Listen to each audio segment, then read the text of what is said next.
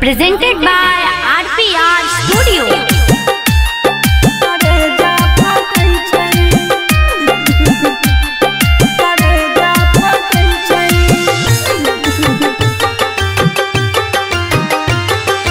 अंगना में तोरा के मरवा बनै छै तै महर हमर करे जा फटै छै। अंगना में तोरा के मरवा बनै छै ए महर हमर करे जा फटै छै। काल भोरे चल जबही गे सोना ई सोच सोच हमर दिल कनै छै।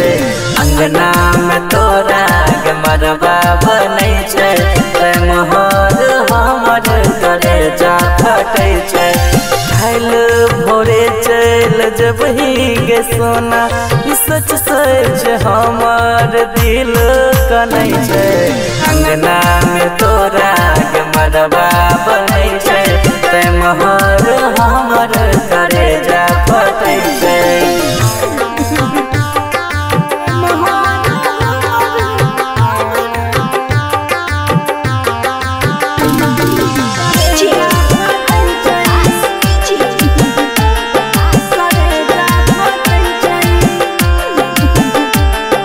सोचने में रहिए जहे वही तो दूर लगा ले वही दोसर नामक से नूर। सोचने में रहिए जहे वही तो दूर लगा ले वही दोसर नामक से नूर।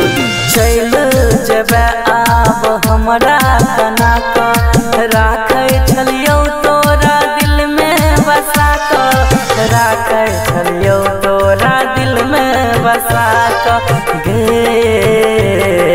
अंगना में तोरा के मरवा बनै छै तै महर हमर करे जा फटै छै।